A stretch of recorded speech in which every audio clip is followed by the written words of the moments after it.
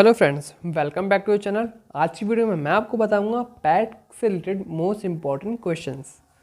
तो उससे पहले मैं बताता हूं आपको पैट 2022 का अपना स्कोर। तो मेरा जो वास्तविक स्कोर था वो था 77.5, ठीक है, और जो नॉर्मलाइज होके हुआ था वो हुआ था हमारा 75.59, और जो मेरा परसेंटाइल हुआ था वो हुआ था 98.69, जो कि अप्रॉक्सीमेट होगा हमारे 99 परसेंटाइल के। सो अब मैं आपसे डिस्कस करता हूँ कुछ most important question for PAT 2023। So let's start. अब पहला क्वेश्चन है, निम्नलिखित किस क्रम में भारत आया? In which order did the following come to India? तो हमें पता है कि टॉमस रो है, ये एक ब्रिटिशर था, ठीक है, जो जहांगीर के टाइम में आए थे। और फाहियान हेनसांग जो है वो पहले के आए हुए हैं। तो टॉमस रो को हम लास्ट में लगाएंगे। सबसे पहले हमारा फाहियान आए थे। फाहियान चंद्रगुप्त द्वितीय के शासनकाल में आए थे, जो कि गुप्त वंश के राजा थे। और जो हेनसांग थे वो वर्धन वंश के राजा हर्षवर्धन के टाइम पे आए थे, ठीक है। और जो टॉमस रो थे वो एक ब्रिटिशर थे, दो जहांगीर के कोर्ट में आए थे। तो हमारा आंसर हो जाएगा C, second, third and first. Next हमारा है, सिराजुद्दौला किस युद्ध में अंग्रेजों से पराजित हुआ? तो अंग्रेजों ने काफ़ी युद्ध लड़े, उसमें एक सिराजुद्दौला के साथ लड़ा था, वो था हमारा प्लासी का युद्ध, ठीक है। बक्सर का युद्ध लड़ा था हमारे शाह आलम और बंगाल के नवाब और अवध के नवाब के बीच।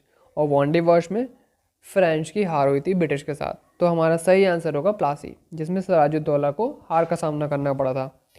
अगला है, इनमें से कौन हड़प नीति का कट्टर समर्थक था?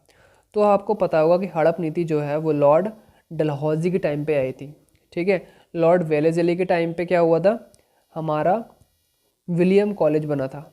कौन सा कॉलेज? विलियम कॉलेज, जो कि सिविल सर्विस की ट्रेनिंग के लिए बनाया गया था, ठीक है।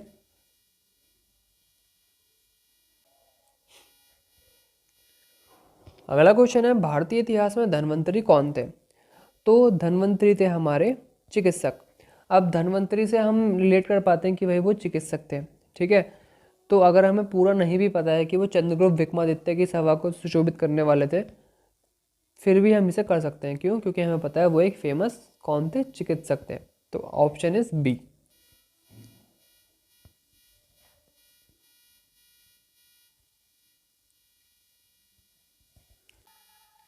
अगला क्वेश्चन है, मौर्यकालीन भारत के विवरण वाली इंडिका के लेखक कौन थे? तो इसका आंसर आएगा हमारा ए, मैगस्थनीज, ठीक है। फाहियान नहीं थे। फाहियान क्योंकि हमारे आए थे किनके शासनकाल में? गुप्त वंश में। और जो हेनसांग थे, हेनसांग वो कब आए थे? हमारे वर्धन वंश में। तो इसका आंसर होगा मैगस्थनीज। और मौर्य काल की एक और इम्पोर्टेंट बुक है जिसको लिखा था चाणक्य ने, उस बुक का नाम क्या है? कमेंट में आप उसके आंसर बताइए। अगला क्वेश्चन है हमारा, साइमन कमीशन किस वर्ष भारत में प्रथम बार आया? तो भारत में प्रथम बार आया था वो 1928 में, और इसने अपनी जो रिपोर्ट सबमिट करी थी वो करी थी हमारे 1930 में, ठीक है। अब अगला क्वेश्चन,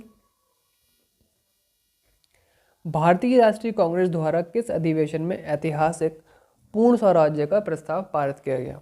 तो पूर्ण स्वराज्य का जो प्रस्ताव पारित किया गया था वो किया गया था हमारे लाहौर में, ठीक है। इसका आंसर क्या हो जाएगा? लाहौर। अगला है, निम्न का मिलान करना है। इंडियन नेशनल आर्मी, हमें पता है कि नेशनल आर्मी किसकी थी? सुभाष चंद्र बोस की थी। अगर ए का हम 2 करें तो हमारे पास कौन सा ऑप्शन मिलता है? बी, ठीक है। और गदर पार्टी थी हमारी लाला हरदयाल की।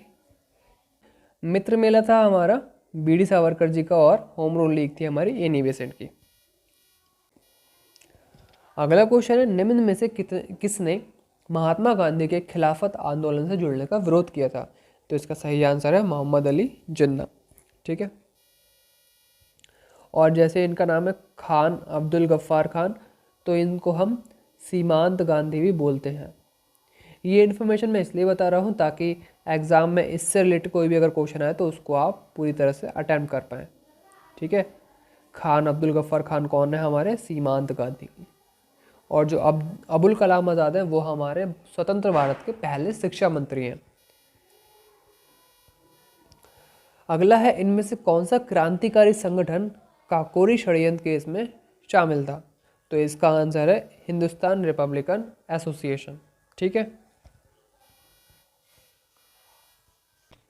अब हमारा अगला क्वेश्चन है, नागार्जुन सागर बांध किस नदी पर बना है?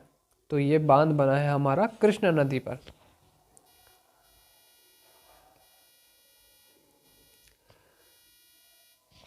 अगला क्वेश्चन है, माउंट एवरेस्ट पर प्रथम बार चढ़ाई किस वर्ष की गई? तो सही आंसर है इसका 1953 में।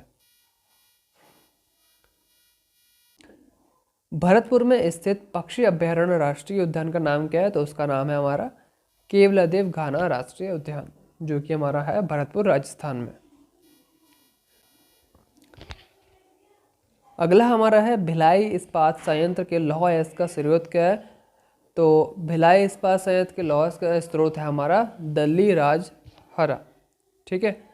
अब लास्ट क्वेश्चन है आज का कि दिए गए दर्रों और उनके स्थानों में से कौन सा जोड़ सही नहीं है? अब जैसे हम देख सकते हैं, इसमें जोजिला बुर्जिल वाला ठीक नहीं है, बारा लापचा और शिपकिला भी ठीक नहीं है, और थागला नीति पास भी ठीक नहीं है। तो इसका करेक्ट आंसर होगा हमारा 1, 2 एंड 3। वीडियो अच्छा लगा तो वीडियो लाइक करें, subscribe to your channel for such videos. Thank you.